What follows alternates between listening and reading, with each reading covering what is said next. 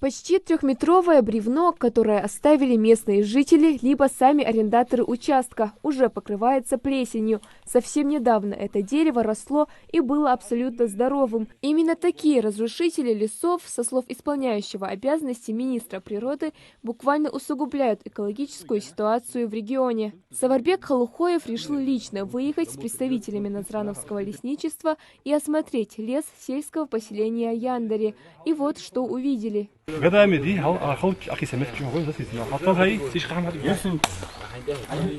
Определить, когда было срублено дерево, несложно. Например, этот ствол дерева еще довольно свежий. Очевидно, что был срублен пару дней назад.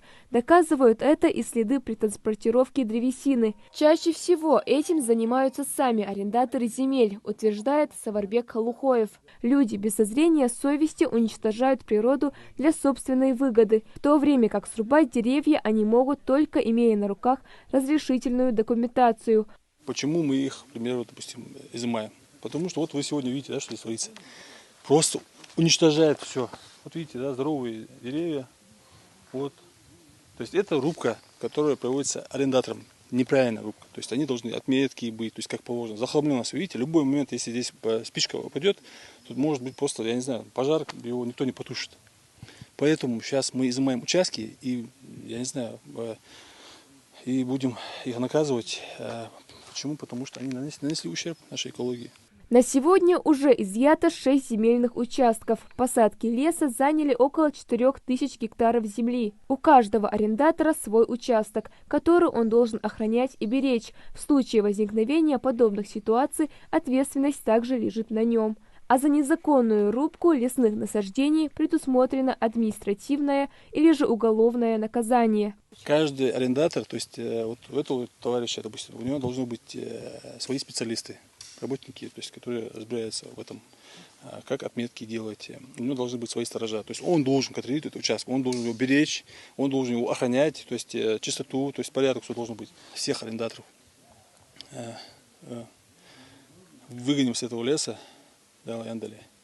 Почему я так смело говорю? Потому что у всех есть нарушения. И нарушения есть очень серьезные. Они нанесли огромный ущерб экологии. Огромный прям ущерб. Конкретно у этого арендатора мы направили материал на больше, где-то на 90 с лишним миллионов. Понимаете, да? Это только капля.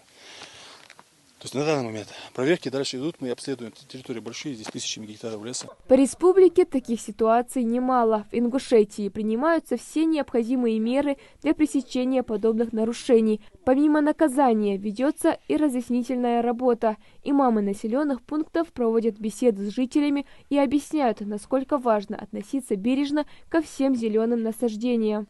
Ведь леса первой группы защитные леса.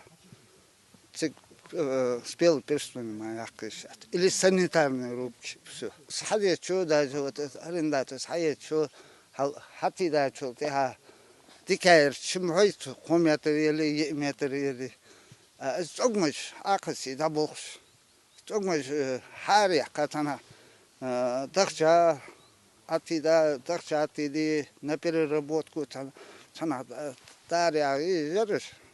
Вот уже нарушение ваших. В случае, если гражданин стал свидетелем незаконной вырубки деревьев, следует обратиться в правоохранительные органы для пресечения правонарушения и привлечения виновных лиц к ответственности. Такие действия могут быть квалифицированы как уголовное преступление, если они были совершены в значительном, крупном или особо крупном размере. Малика Измайлова, Акрамат Дасхоев, Новости 24.